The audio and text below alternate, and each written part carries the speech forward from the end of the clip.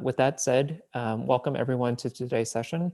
I think, like I mentioned a few minutes ago, you're in for a really, really good treat today. We have not just one, but we have two NIH program directors coming to talk to you about the SBIR program as it relates to NIH. So really excited to have two people here. But before we get started, I wanted to briefly use this time to introduce Roman Lubinsky, who is the executive director of our MIT I-Core node. For those of you that are not familiar with the node, there's three of us currently on this call that are on the node's team. Roman is our director. I'm one of the associate directors, Philip, and we have our program manager here as well, Lisa Nakian. So very pleased to host this session. And with that, Roman, I'll kick it off to you. Thank you, Philip. Well, good afternoon. It's great to see you all here. This is part of our speaker series that's hosted by the New England I-Core node. And we're going to have a lot of additional speakers. Watch for those announcements. Last week, some of you may have participated. We had an NSF SBIR program director here, and we expect to have other agencies in the future, like from Department of Defense, Department of Energy. We'll keep you posted on those as they're scheduled. Let me just take a second to share the screen. I'd like to thank the I-Core sites at other schools in New England, and they all offer the I-Core customer discovery training in a short course or longer.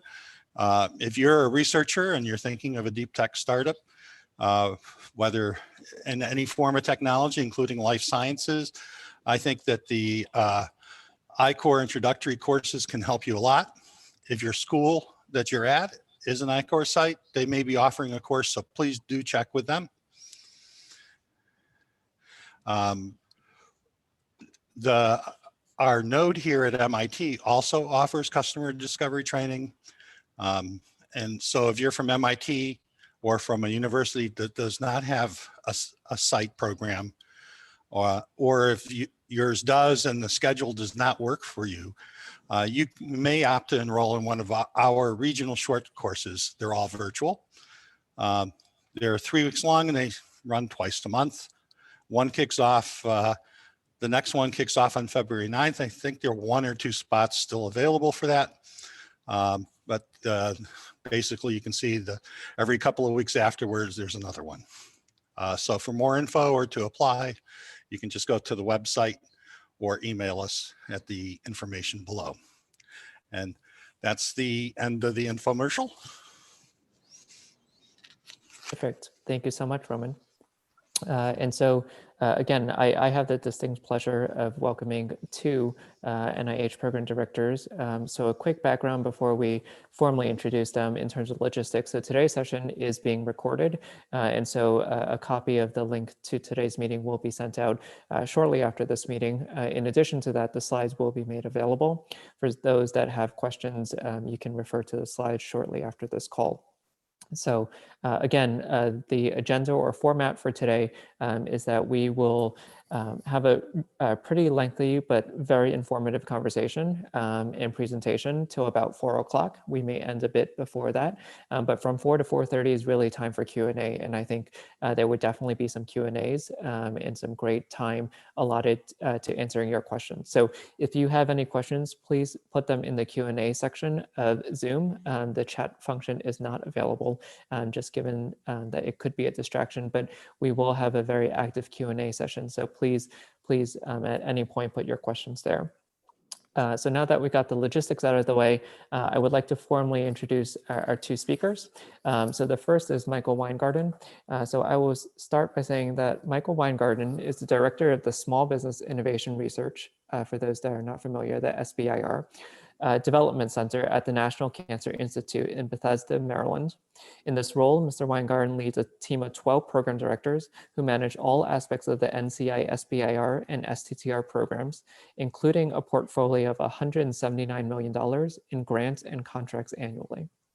The SBIR and STTR programs are NCI's engine of innovation for developing and commercializing novel technologies and products to prevent, diagnose, and treat cancer. Mr. Weingarten has implemented a series of key initiatives for optimizing the key performance of NCI SBIR programs at the NIH, and these include the establishment of a new model at the NCI for managing the program, the SBIR Development Center. Under his leadership, the NCI SBIR Development Center has launched a range of new initiatives to facilitate the success of small businesses developing cancer-related technologies. Recent initiatives include the launch of the NIH I-Corps program, which some of you may be familiar with, in which teams of budding entrepreneurs engage in hypothesis-driven approach to validate their business models by conducting over 100 customer interviews. Companies adjust their strategies based on direct customer feedback and in order to find product market fit. Other initiatives under Mr. Weingarten's leadership includes the NCI SBIR Investor Forums, the NCI SBI Phase 2 Bridge Award, and connecting awardees with regulatory experts, parentheses CARES for that abbreviation. Thus far, NCI SBIR has held multiple investor forums that in total have facilitated the closing of investment deals valued at over $300 million. The NCI SBIR Phase 2 Bridge Award, which was launched in 2009, incentivizes partnerships between NIH's SBIR Phase 2 awardees and third-party investors and/or strategic partners to help small businesses bridge the funding gap between the end of their SBIR Phase 2 award and the next round of financing needed. So obviously, very well respected in his field. And likewise, we definitely have Dr. Jonathan Franca-Koh. Dr. Franca-Koh is a program director at the National Cancer Institute's Small Business Innovation Research, SBIR, Development Center. He manages SBIR and STTR grants and contracts with a focus on cancer therapeutics and novel tools for research and drug discovery. He provides oversight throughout the award period and mentors applicants and awardees in developing their technology goals and commercialization strategy.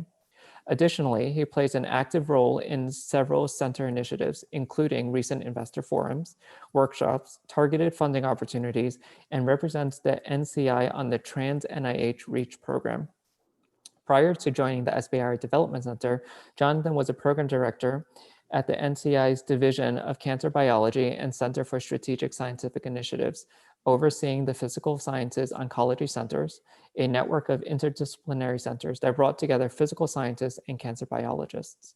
He received his PhD in cell and molecular biology from the University of London's Institute of Cancer Research in 2003 and completed a postdoctoral research at Johns Hopkins University and the J. Craig Venter Institute. In 2004, he subsequently completed his MBA from Johns Hopkins University, focusing on finance and healthcare innovation. And so with that, I would like to formally welcome both Jonathan and Michael to the session, and I will go ahead and share the screen. Thanks very much, Phil. Appreciate it. I was going to kick things off and kind of give an overview of our entire program. And then Johnny's going to get into some tips on how to write stronger applications that will hopefully do well in our peer review process. And then I'm going to jump back in and talk a little bit more about the resources that we offer through the program, and in addition to funding. Next slide, please. And that's us pre-COVID. Next slide, please. Next slide. Okay, so just a little bit of background on the SBIR program. NIH is one of 11 major agencies that have an SBIR program. We are the second largest to DoD, and it's a congressionally mandated program that was actually set up back in 1982. And every agency that has a major R&D program of at least $100 million is also required to have an SBIR program. Next slide, please. So there are two sister programs, SBIR. The goal of the SBIR program is to fund small businesses to engage in technology development that really matches with the mission of the specific institute at the NIH. So since we're cancer, obviously we're very focused on funding technologies that are in the cancer space. I'm going to talk a little bit about kind of what our portfolio looks like in just a minute, actually. Budget for SBIR is actually much larger than STTR, and that's by the way the set-aside works, but it's about 157 million for SBIR. For STTR, the budget is 22 million this year. STTR's goals are a little bit different in that the goal of that program is to transfer technology that was developed usually at a university to a small business and to use the funding to continue the development and commercialization of that technology. Next slide, please. So we're one of 27 institutes at the NIH. NCI is the largest now, budget of about $6 billion in total funding. But as you can see, almost every major disease category is covered by one of the institutes at the NIH. So if cancer is not your focus, but you have another area, and you have, you'd like to engage NIH regarding your technology, feel free to follow up with Johnny and myself, and we'll steer you to the right person. Next slide, please. So one of the things that is different about the NCI is we have actually set up a center for managing all aspects of this program. We actually have built a really strong team of 22 people now. We set up back in 2008, and we've been gradually growing. So we handle all management of all the different awards under the program. Total of about 475 different projects are in our program, and we split those across the different members of our team. And because we spend 100% of our time just on SBIR, we really can offer a lot more in the way of services and advice than other parts of the NIH.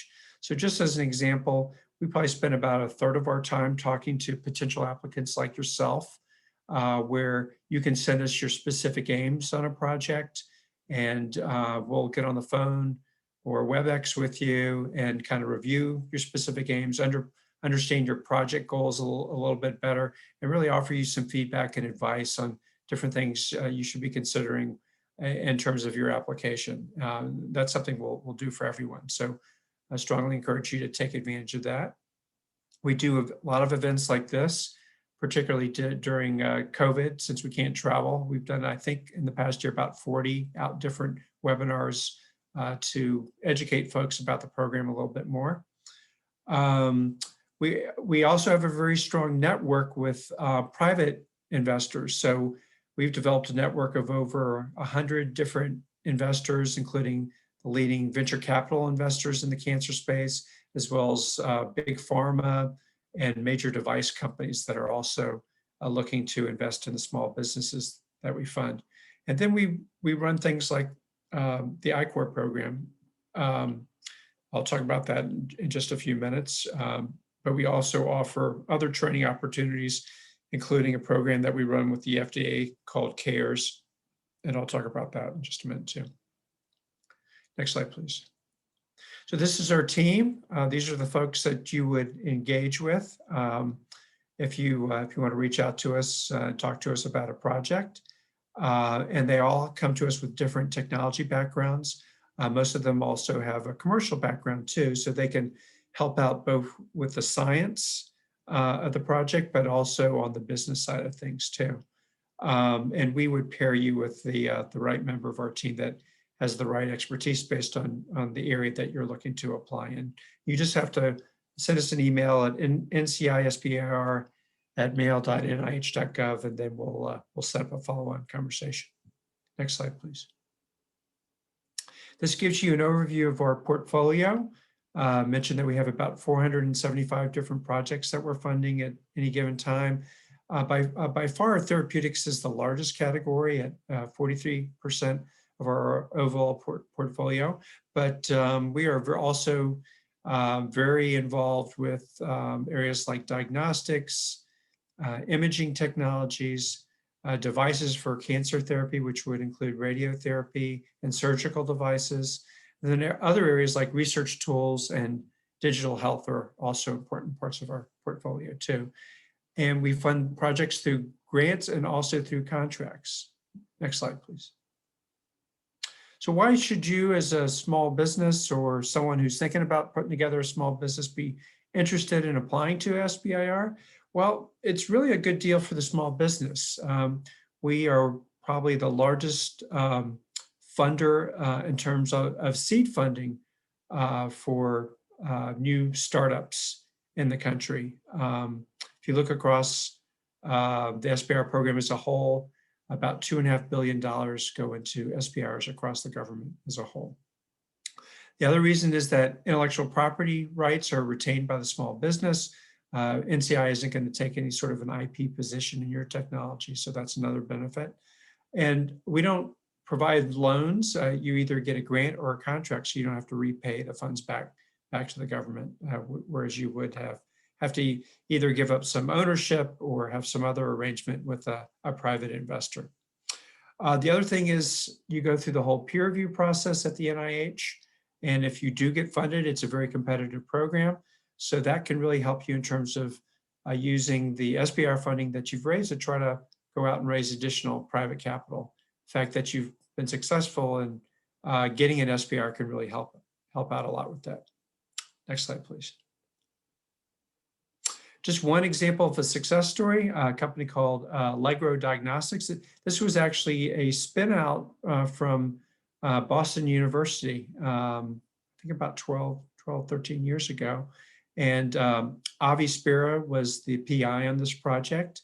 And Avi was actually doing some work on his R01, his academic grant at BU, developed a really impressive technology under the R01 and saw an opportunity, a commercial opportunity there. So he spun the technology out into ALLEGRO Diagnostics, and they applied for SBIR funding. We funded this both through a phase 1 and a phase 2 SBIR, and they got some really promising data out of that.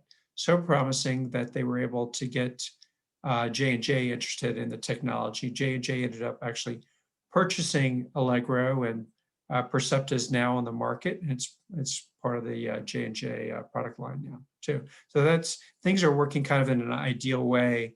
You can see this progression from the original academic grant to SBIR to commercialization. Next slide, please. In terms to be eligible, you got to be a small business concern, organized for profit here in the US, 500 or fewer employees. And in terms of the ownership of your company, either has to be majority owned by individuals and independently operated here in the US, or another possibility is that if the company is majority owned by multiple venture capital operating firms, hedge funds, or private equity firms. That's another way that you can still be eligible for the program. Next slide, please. Just some of the differences, main differences between SBIR and STTR. SBIR permits the small business to collaborate with a university. STTR actually requires it. There has to be actually a formal collaboration agreement and a formal intellectual property agreement between the small business and between the university if you're going to apply for an STTR. Under SBIR, you can outsource up to 1/3 of the dollars to another party, which could be a university, could be a contractor. For phase 2 SBIRs, you can outsource up to half of the dollars to another party. The PI's primary employment under SBIR actually has to be, majority of their time has to be with the small business by the time the project kicks off. For STTR, there is a requirement, again, that the university is going to be a part of the project, and at least 30% of the work has to go to a research institution, but it can be higher than that. It can be up to 60% of the dollars can go to a research institution. The other benefit to an STTR is that the PI's primary employment can actually still be at the university. They don't have to make the transition to a company. The award always has to go to a small business. Next slide, please. So we fund projects through grants, and we also fund them through contracts. With grants, I'm going to get, why don't we go ahead to the next slide? I'll explain this a little bit better. So if you want to come to us with your idea in terms of the technology that you're developing and apply to the NIH, investigator-initiated work, the best fit typically is going to be through the grants funding mechanism. We come out with what we call the SBIR Omnibus solicitation. Usually that comes out in January every year, and then it has 3 different receipt dates throughout the year. Review for that goes through the NIH Center for Scientific Review, or CSR. As I mentioned before, you can engage with us as program directors and ask us questions. And the basis for the awards can be really based on the score during peer review. With contracts, what's really different about contracts is NCI is looking to seed the development of really specific technologies under contracts. So we go through a process where we identify emerging technology areas that, based on our knowledge of the science, look like they would be a really promising fit for SBIR. They're early stage, and we're really looking to seed the development of those different areas. So we come out with very focused funding announcements under the contracts mechanism. Once a year, we do that, and typically we have about 15 of those topics that are available for you to propose against. That review is going to be done at the NCI through our Division of Extramural Activities. Usually they involve more business reviewers in that review than the CSR typically does. If you do have questions about a contract opportunity, you have to go through the contracting officer just because of the rules with contracts. But we only come out with that announcement again once a year, and it has 1 receipt date during the year. Next slide, please. SBIR is a 3-phase program. Phase 1 is feasibility or proof of concept phase. Typically, that's a 6 to 12-month project. Every institute has its own cap on award size at the NCI. We allow companies to apply for up to $400,000 in funding for that phase 1 project. If a good example of what would be an appropriate phase project for phase 1, if you needed to develop a prototype, as an example, if it's a device, that could be a really good phase 1 type project. Kind of the sweet spot for therapeutics would be if you're at the lead optimization stage on the therapeutic project, but we will sometimes go earlier than that too. It really depends on the project. For phase 2, if phase 1 is successful, then you can apply for phase 2. That's the continued research and development of the technology. If it's a therapeutic, a lot of times that will be IND enabling studies. A commercialization plan is required as part of your phase 2 proposal. That's a really important piece of the review of the project. So really encourage you to have a strong commercialization strategy. You can apply for up to $2 million with our phase 2 award. We actually started a brand new funding mechanism at the NCI about 10 years ago. We call it our phase 2B Bridge Award Program. It's a follow-on to the phase 2. And the goal with phase 2, with the phase 2B Bridge Award Program, is really to get people into the clinic and to fund them to a critical inflection point for the technology. Get it far enough along that you're able to then, following the Bridge Award, to really fully fund it through private means, through private funding sources. One of the key aspects to the Bridge Award is that we do expect you to raise matching funds and have a strong fundraising plan for who your matching fund investors are going to be. For that award, you can apply for up to $4 million in funding from the NCI, and that's a 2 to 3 year project. The final phase is the commercialization phase. That has to be done with non-SBIR money. Next slide, please. And now Johnny's going to take it over to talk about application tips.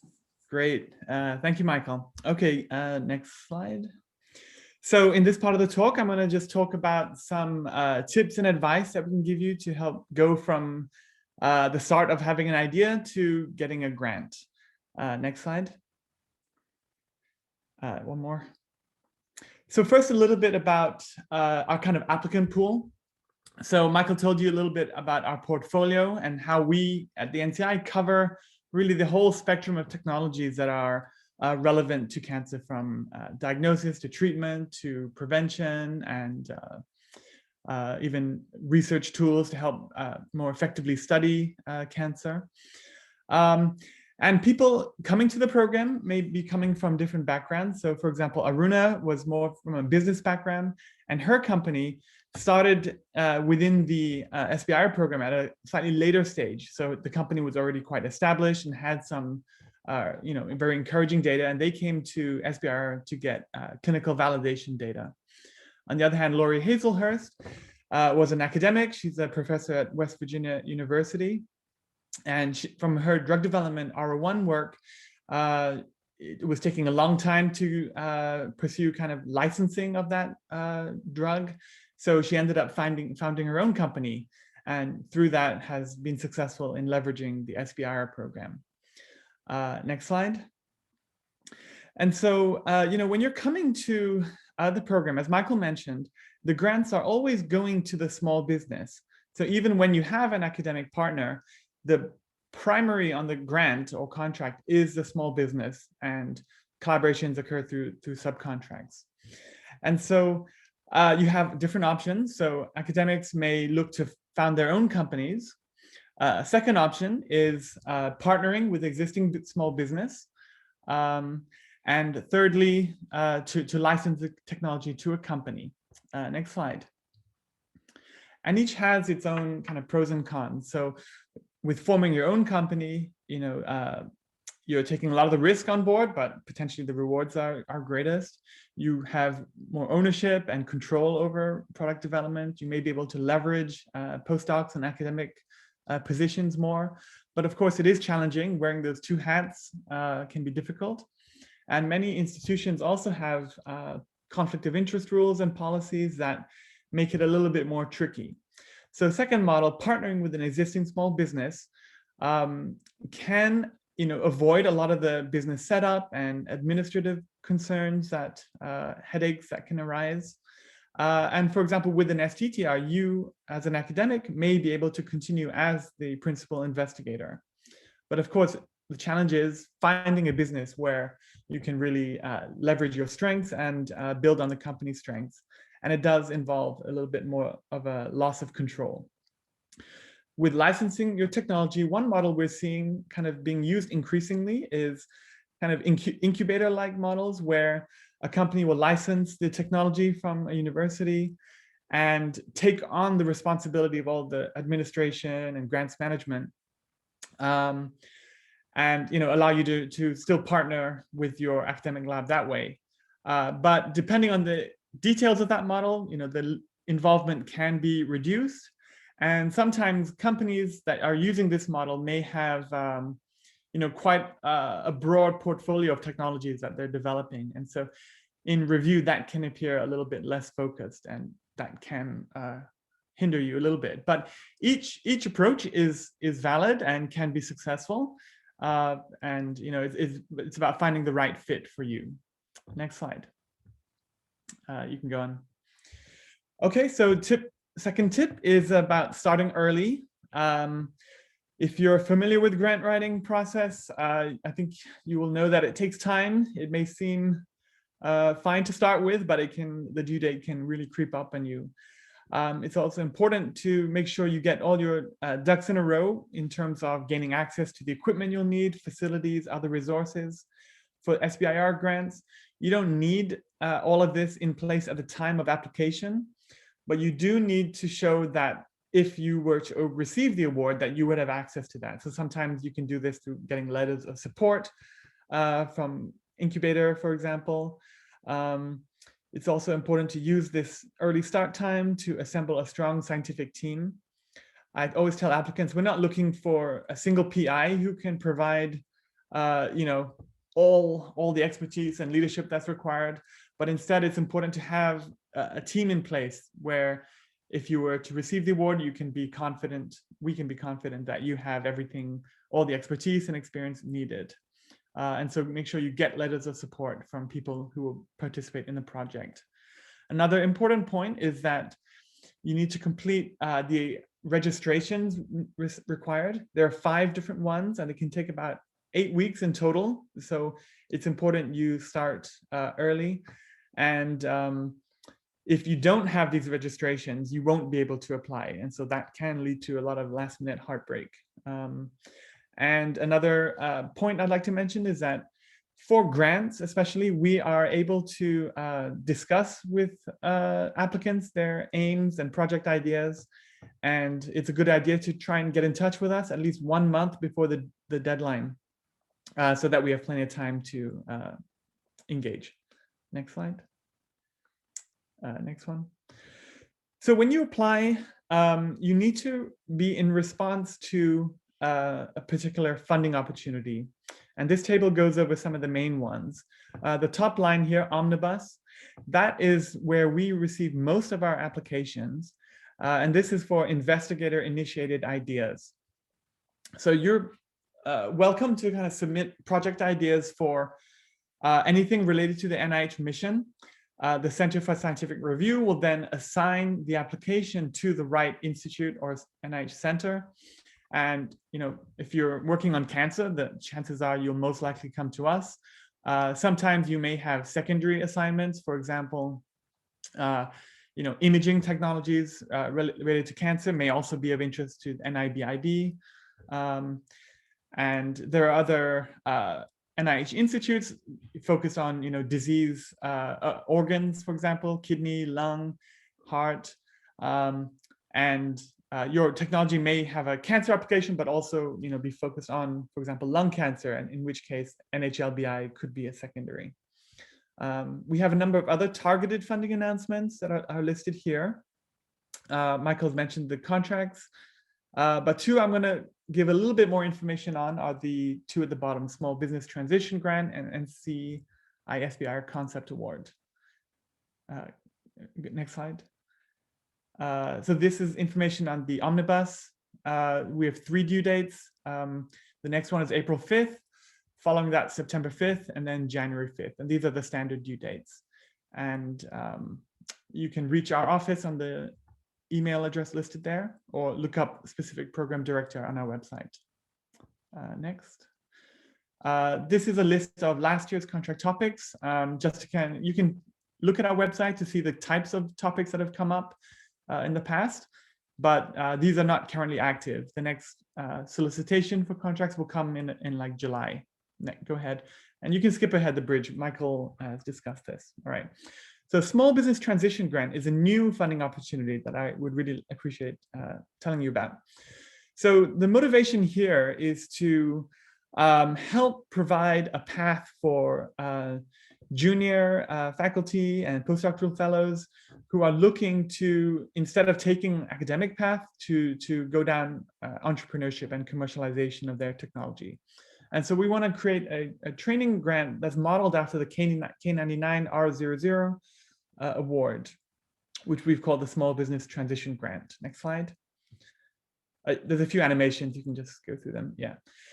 So this is a fast track funding opportunity where the phase 1 is using the STTR mechanism, which requires a collaboration with the university. And here for this opportunity, the PI needs to be junior faculty or postdoctoral fellow. And for the phase 1 grant, they may either be employed at the university or the company. But in the phase 2, they're expected to transition to be majority employed by the company. The funding amounts are the same as our normal 400,000 for phase 1, 2 million over 2 years for phase 2. Next slide. Thanks. And some other kind of special requirements for this program are within the application, there needs to be a clear training plan for the principal investigator. They should have a mentor that can speak to the technical side of things, but also someone who can provide business mentorship. The company is also expected to go through the NIH I-Corps program during the phase 1, and during that time, prepare to move and transition their employment to the company for phase 2. Upon completing the phase 1, if the company has managed to complete all the R&D milestones and secured IP agreements if required, and updated the commercialization plan and are able to move to the company, then the phase 2 will be awarded. It needs to be the same PI. So unlike other grants, the principal investigator cannot be switched out. And it's also expected that mentoring will continue. Okay, next slide. So both the NCI and NHGRI, National Human Genome Research Institute, are participating in this announcement. And the points of contact are listed there. In terms of eligibility, the proposed PI should have a maximum of 8 years after their PhD. We're encouraging women and scientists from underrepresented groups to apply. Yes, it's critical that the phase 1 includes milestones and go, no go criteria for the fast track transition. Next slide. So another one is a Small Business Concept Award. Don't play the video. You can go next slide. Yeah. So the goal here really is to fund some disruptive innovation. We're focused in this opportunity on pediatric and rare cancers, and we're looking to provide initial funding for de-risking of very innovative, potentially disruptive projects. This uses a contract mechanism, not a grant, but there are some special features for this. So applicants or interested parties are encouraged to submit a white paper to get program input. The application is also going to be very short compared to the normal contract applications, proposals, just about 15 pages versus 50 pages. Preliminary data is not required, and the contract review will involve special review criteria focusing on the innovation of the project and suitability. We also aim to make these awards rapidly within 6 months, and proposals are due July 23rd. And people participating in this will be able to leverage the NIH I-Corps program, and if successful, would be very competitive for follow-on funding. Next slide. So just to highlight what we mean by innovative in this grant. So we're looking for really groundbreaking new products and ideas, things that'll be disruptive rather than incremental, and things that can really potentially transform how clinical care is delivered. Next slide. Okay, and so the funding information is here. Questions should be directed to Sherry Wells, our SBIR contract analyst. Her number and email is there. And yeah, next slide. Okay, so now I will speak to a little bit about some of the important application components. So firstly, the specific aims page. And I want to just pause here and emphasize that this is it's just one page of the application, but it's a very, very important part. So in some ways, you can think of it as the focal point where you're describing overall project, you're capturing the essence of the application, highlighting what the innovation and significance is, describing the aims and the milestones involved. In the review, you will have probably 3 or 4 reviewers who are the primary reviewers for your application, and they will read everything in depth. But the other members of the panel will likely just only have time to skim the application and your data, but they most likely will read your specific aims page. And so this is a key part of the application to capture their attention and put your best foot forward. Next slide. Yeah, you can skip ahead. Research strategy is another key component. Phase 1 is a 6-page research strategy. Phase 2 fast tracks 12 pages, where you can summarize the background. Preliminary data is not required for phase 1, but having strong preliminary data does make your application more competitive. You need to kind of in this section, go through your technical plan for how you will achieve the aims you specified earlier, expanding on the quantitative milestones and criteria you are using to judge success, and also make sure to, kind of foresee potential pitfalls and describe kind of how you might overcome these pitfalls. The scope of the project should be realistic within the budget and time. So make sure to do that. And I would recommend including a timeline and Gantt chart in this section. Here are some of the other application components. If you're familiar with the NIH grant process, these will all kind of be similar to you. One I will highlight here is the commercialization plan. This is unique to SBIR and STTR grants for phase 2 fast track and phase 2B applications. Sometimes review doesn't take it so seriously, but we do, put a lot of emphasis on that. Your commercialization plan should demonstrate, a lot of thought into, how you're going to take your idea and technology to the market. Especially looking for you to highlight your competitive advantage, and all the things you are learning on the I-Corps program will really help you construct an effective commercialization plan. Next slide. Okay. There are some animations. You can just go through those. Yeah, another one. Okay.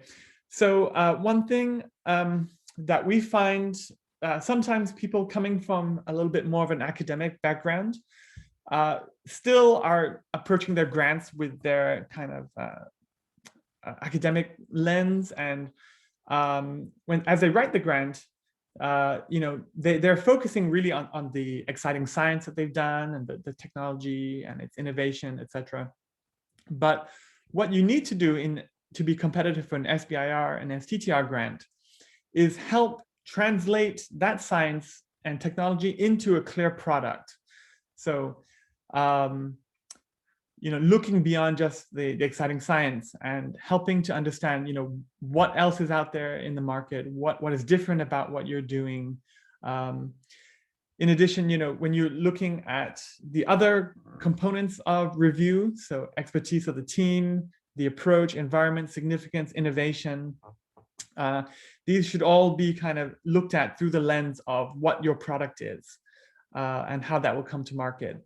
One important thing to focus on here is, if you're looking to develop something for cancer, what is the indication? So, is it going to be lung cancer, colorectal cancer, etc., and why? And even if your technology can apply to different cancer types, most often it's important for a grant to focus on one type. That helps you with the grant writing to be more focused.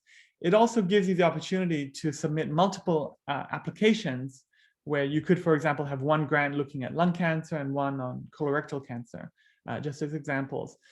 Provided the specific aims are different, you can have multiple grants, and having clear different indications is one way to make sure the grants don't overlap. Next slide. Refining your product vision. So, make sure to engage in the types of discussions you're doing for your I-Corps program to really clarify the product vision.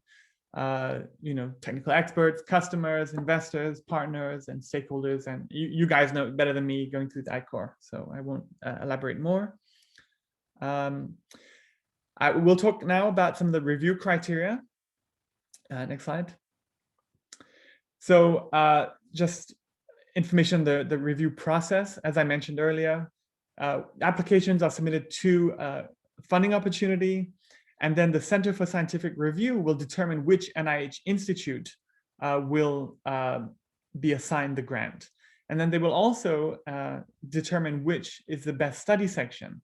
You can request a study section in the application, and there's information online you can look up.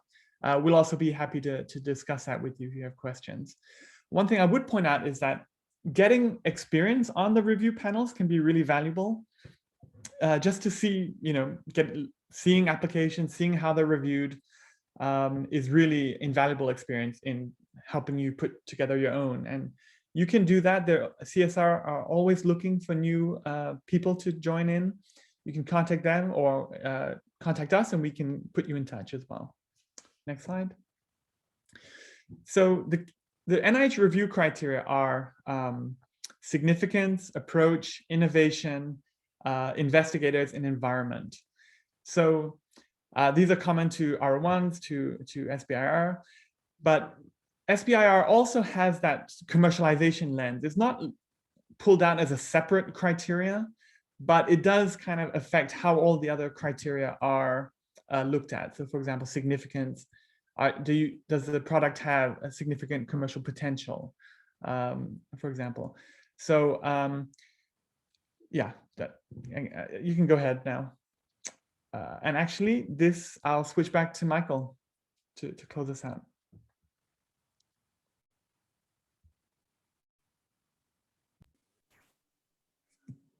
All right. Okay, thanks, Johnny. Switching back, next slide, please. So just a little bit of an overview of just the range of different resources that we offer through the program. Johnny mentioned I-Core. Got a couple slides on that. I'll chat about it in just a second.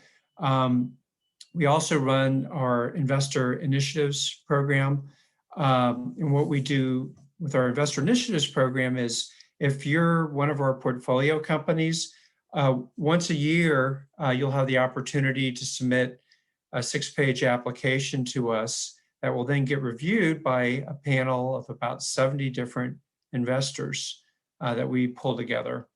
And they look at the strength of the technology you're developing as well as the strength of the commercial opportunity and really help us rank the top 30 or so companies that we're funding in our portfolio.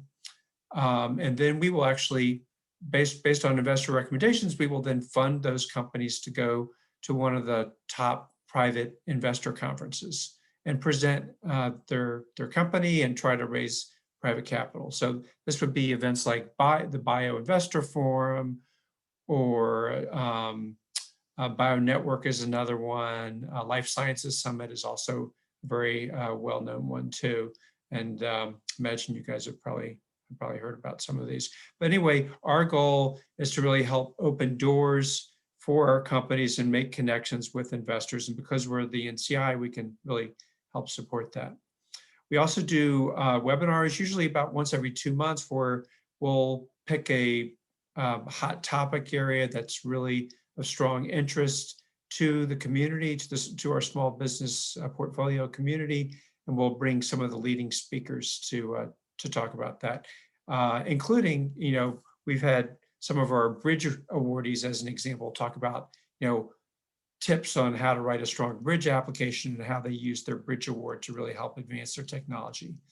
We run another program, we call it our Executive Roundtable or CEO Roundtable, that's open for portfolio companies again, where we will pull cohorts of about 10 of our companies together, and they really help serve as kind of an informal advisory board for each other and really help answer questions on day-to-day issues that small businesses like yourself really are wrestling with, and really how to solve those problems. And then finally, our Connecting Awardees to Regulatory Experts program, our CARE program, is really, we invite our companies to submit a couple of questions that are regulatory related to the FDA. We'll supply those to the FDA, and then they'll get responses back to all the companies that participate. So it really helps break the ice and get discussions going with the FDA, which can be a little bit intimidating sometimes for a small business. And finally, our Application Assistance Program, that's a program that we make available to companies that have never received a SBIR award in the past. They can apply for our Application Assistance Program, and we provide kind of like a application coach on that can advise them as they're writing their application. Next slide, please. So we also run the I-Core program at the NIH for all of NIH, not just for the NCI. And all of you are very familiar with that program, so I won't dive into it too much, other than just break out some of the special aspects of how we run I-Corps. One of the things that we do is we actually bring on subject matter experts, and then we split up our participants based on the technology area that they're applying in. So, for example, we have one cohort where the instructor is really a drug development expert, someone who came from industry and really has strong background in all the different aspects of drug development and how to, what a company needs to do to commercialize or license the drug that they're developing in that space. And they're able to help kind of guide companies through that process. We also have a medical device expert and a diagnostics expert. And this year I think we're gonna actually have one cohort that's just digital health companies too. So that's the main way that we differ from the NSF, where they don't have the subject matter experts for their program. Next slide, please. Just one example of a case study, a company that went through the very first cohort that we did in I-Corps, I think that back in 2015. They're actually developing a technology that's a laparoscopic image fusion box, and it fuses technology from laparoscopy with ultrasound, and by doing that provides more valuable information that a surgeon can use in surgery. By going through I-Corps, they went out, they interviewed surgeons across multiple different specialties, and they were able to actually identify that their best target market was thoracic surgeons who didn't have this type of capability and really were interested in using it to be able to identify local tumors that they could go after in a minimally invasive format. And that really helped them pivot on their strategy and really go after and target that market. They then applied for a phase 2, which we then funded specifically in that area. Next slide, please. Just one other tip. Next slide, please. One of the things we tell folks is that it's a very competitive program, and a lot of times companies will not get funded with their very first application. But as you can see here, that our resubmission success rate is actually quite higher. And the reason for that is when you apply to the program, you get a summary statement from that first application, and that can give you some really valuable material and very specific feedback that you can use in your resubmission. And that can really help improve your score that you get from peer review, which then translates to a much higher success rate overall for resubmission. So don't get discouraged if you don't get a great score the first time. Talk to us, contact us. We'll go through your summary statement with you, and that will help in your resubmission. Next slide, please. And then again, encourage you to contact us before you apply the first time or the second time, and we're happy to chat with you about your specific aims and give you some specific advice back. The other thing I strongly recommend is go up on our website at sbir.cancer.gov and sign up for our email blasts. And whenever we come out with new funding opportunities or new programs that we're offering to the community, then you'll be the first one to learn about it if you're up on our email list, because we do blasts probably once or so a week with new information about the program, and you'll be the first to know if we're offering something new or special, so that way you can benefit from the program more. So again, that's at sbir.cancer.gov where you can sign up. And that's all I have, and looks like we timed this pretty well. We're just about at 4 o'clock and happy to answer any questions that y'all have. Thank you so much, Michael.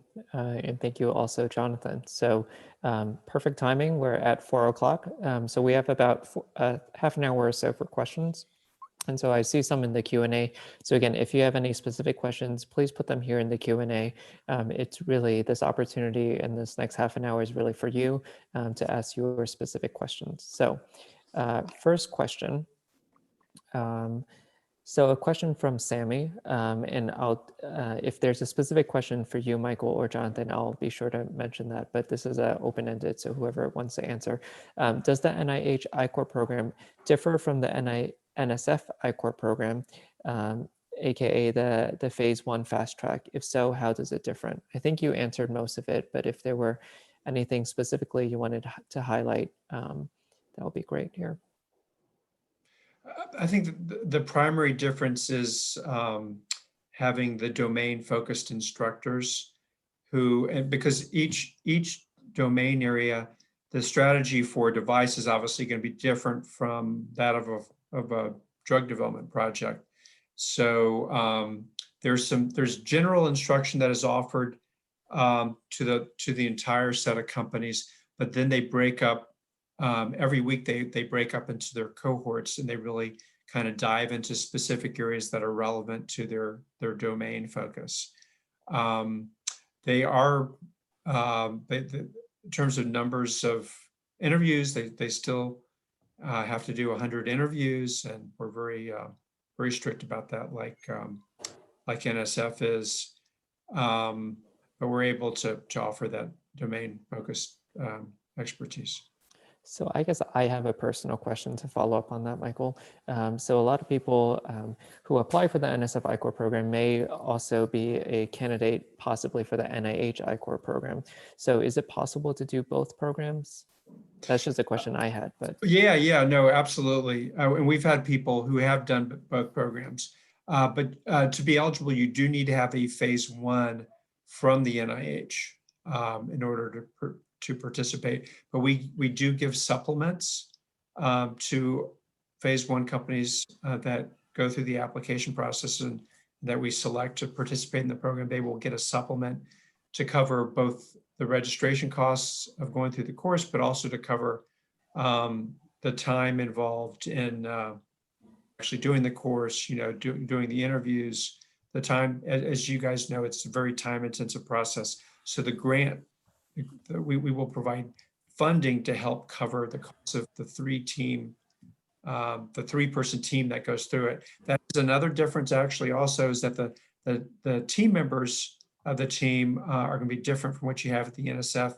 There is the PI that's part of the team, but we also have an industry expert, person who's been out in industry that's part of that team. And then typically you have a C-level executive from the small business that's also part of the team too. And that's because we want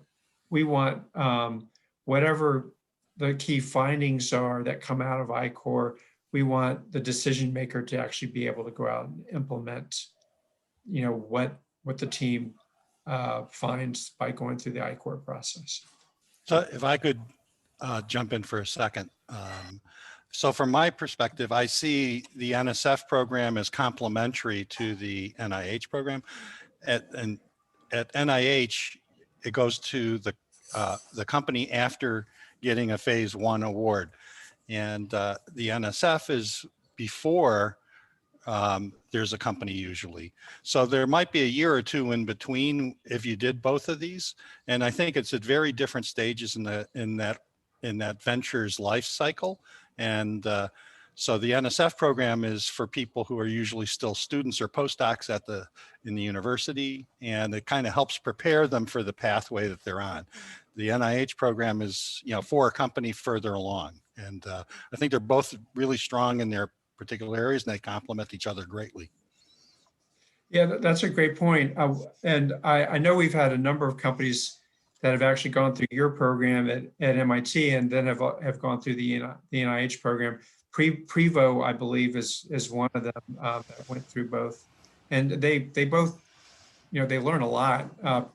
Prevo has probably been in the program for about 10 years. And, as everyone knows, you got to tap into all the different help that you can get as you're going through this long technology development process.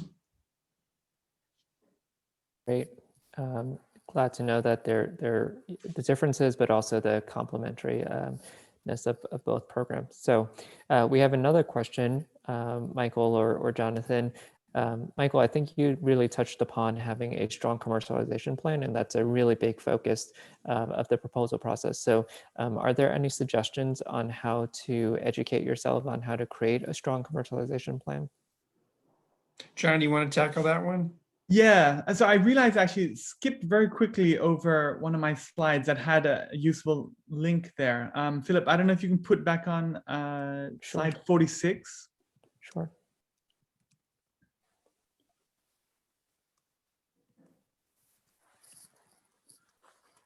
I can't see the slide numbers here on my screen. So forward. Here, why don't I pull it up because I have a printout, and you go ahead and answer the question. Yeah, well, we do have sample applications that you can review. Back. Yeah, at the bottom of there. These are for NIAID applications. We're working on getting some NCI applications available, but these are a good starting point. You can look at what a good commercialization plan, kind of the structure and sections that are required and how to go about it. I think key thing is being kind of realistic on that, not like overestimating your market size, for example, things like that.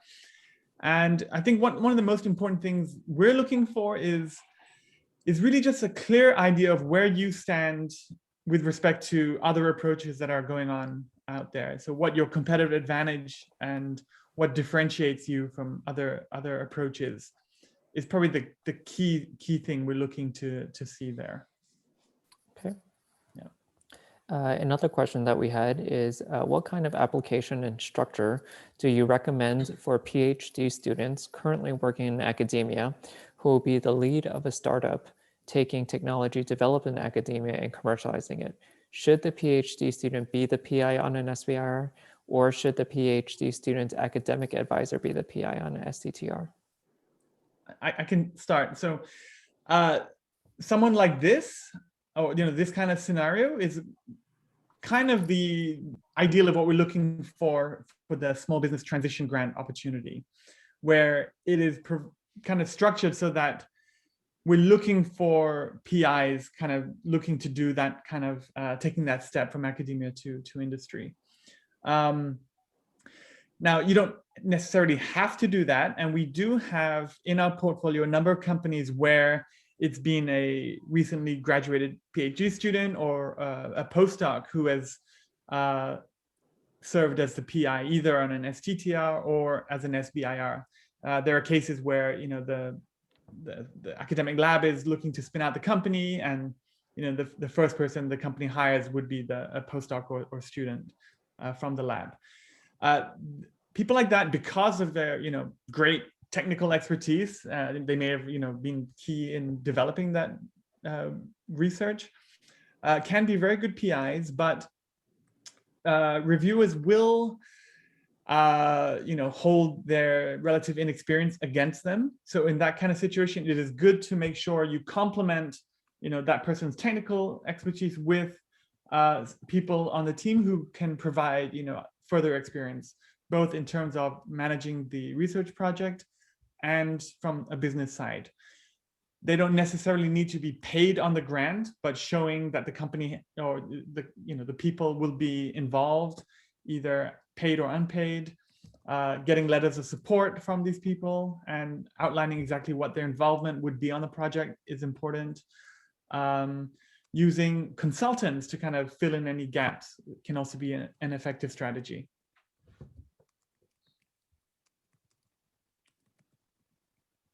Great. So another question from Gaurav, who's actually one of our team members that participated in ICOR. He said, aside from R43s, are SBCs encouraged to apply for open/unrestricted R01, R03, R021 solicitations, or are academic institutions typically preferred for these? You want to take that, Michael? Yeah. In this case, the applicant is an academic or a company? from what I know of the team, they are currently a company. So we really strongly encourage companies to apply for SBIR. That's kind of the purpose of the program, is to fund the small business. And the goal, that's the goal of the set aside also. So it's going to be more difficult to get funded as an R01, and it's also more competitive. The R01 selection process. You have more competitors going for R01s too. So yeah, we would encourage you to go for the SBIR, right, Jonathan? Yes. So you are eligible for other funding opportunities, R01s, etc. But generally, you would be much more competitive in the SBIR opportunities compared to R01s. Not impossible, and you can also, engage with those. Maybe not as a primary. You could be working with the academic group or something like that. So there are different ways, but Michael's for sure correct that you'd be most competitive as a business applying for SBIR funding. Okay. There was another question from Connie. She asked Jonathan if you can elaborate.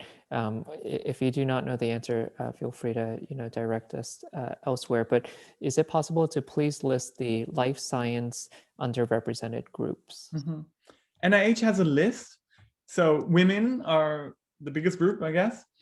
And then in terms of ethnicities, the list says Blacks or African Americans, Hispanics or Latinos, American Indians or Alaska Natives, Native Hawaiians, and other Pacific Islanders are what the NIH groups as underrepresented ethnic or racial groups. Okay, thank you so much for that. Next question. Thank you so much for your presentation. I have a question regarding the time limits for completing training for the K99 equivalent program. For MD PhDs, clinical training often goes for many years beyond the terminal MD. For example, going 3 to 5 years residency plus 3 years fellowship. Do you count the end of training to be the end of fellowship? That's a good question.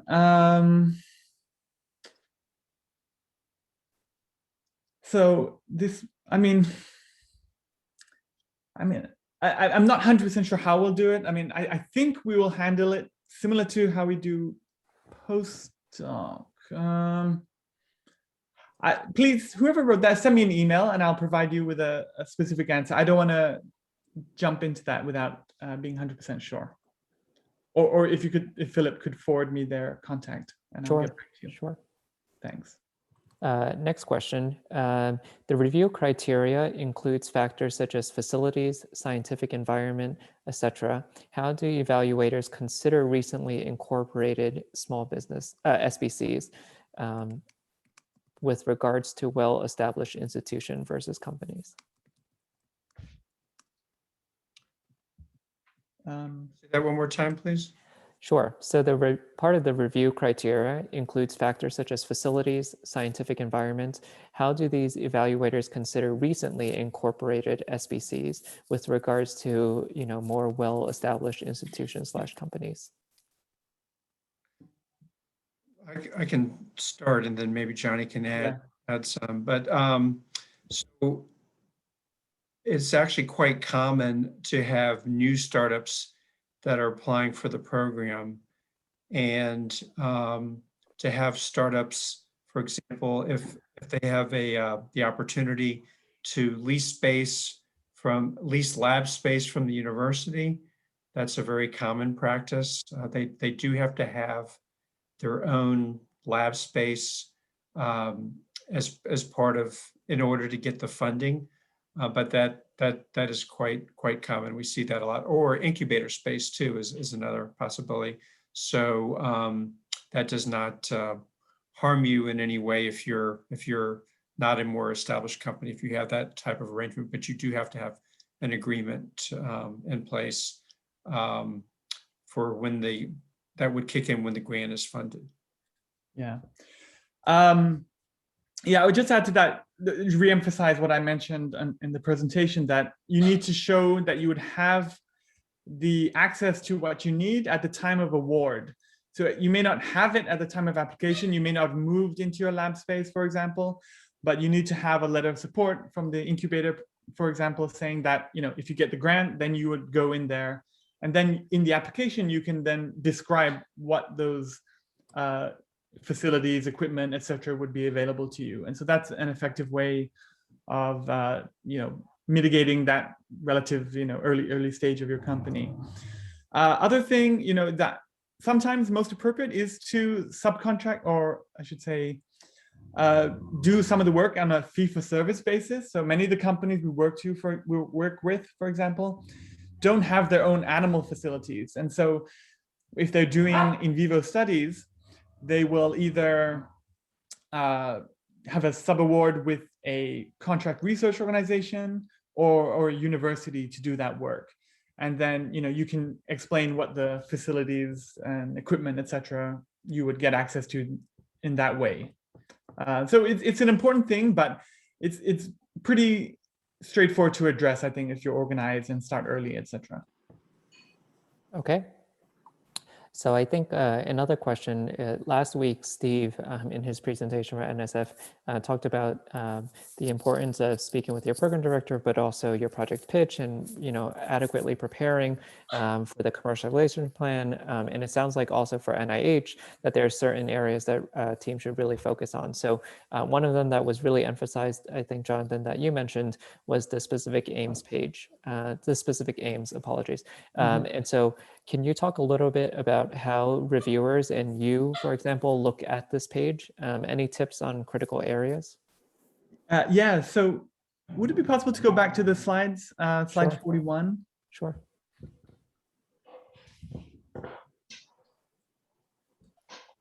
Yeah, back a bit. Back. Yeah, here. Okay, and then just go through one more click. Okay, so the kind of format we recommend is, you know, the first paragraph should be providing a concise background to your proposed project. So what the product is, and then, you know, concisely demonstrate what the innovation is, how it's going to be significant in terms of addressing some unmet medical need.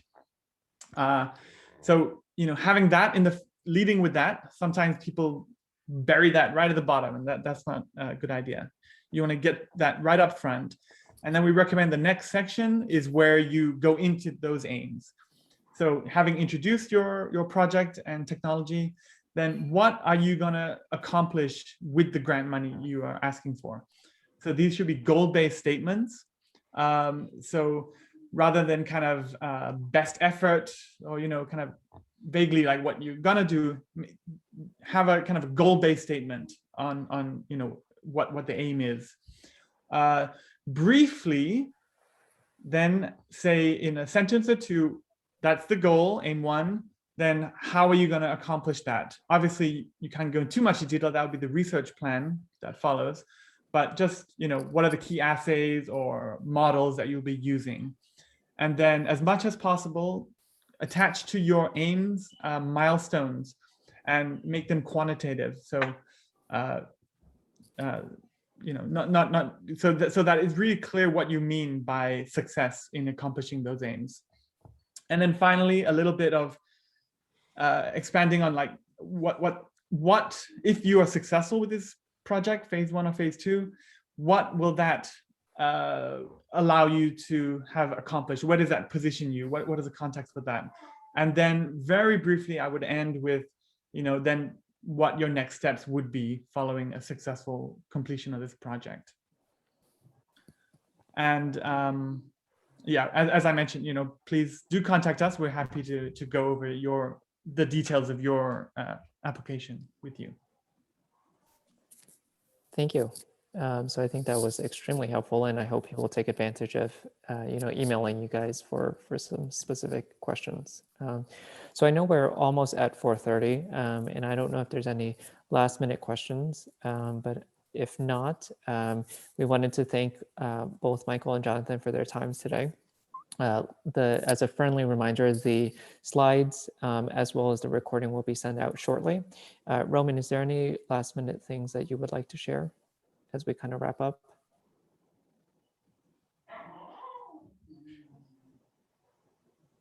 Roman, you're on I mute. can't hear him. We can't hear you. I was double muted, sorry. Yeah, no, this was fantastic. Thank you very much, Michael and Jonathan. You know, you guys run a fantastic set of programs. There's always something new. And it's, thank you for stepping us through it. Hopefully we'll have you back again in the near future, you know, not too distant future. Thank you for having us. Actually, there's one more thing because you'd mentioned your last presentation was for someone from NSF, SBIR, Yes. right? Yep. Dr. So- Steve Konczak. Just to kind of highlight one kind of big difference between us and them is, from what I understand, their NSF phase 1 grants are really early stage compared to what we find. We would take phase 1 products that, you know, the kind of earliest stage we're looking for are, for example, with the therapeutic is a company has identified their drug target and have some lead molecules, and phase 1 would be the kind of the proof of concept testing of that. But we also would accept in the phase 1 companies that have advanced beyond that and are maybe looking to do, you know, the logical next step. So we kind of are open to a bigger range of products, I guess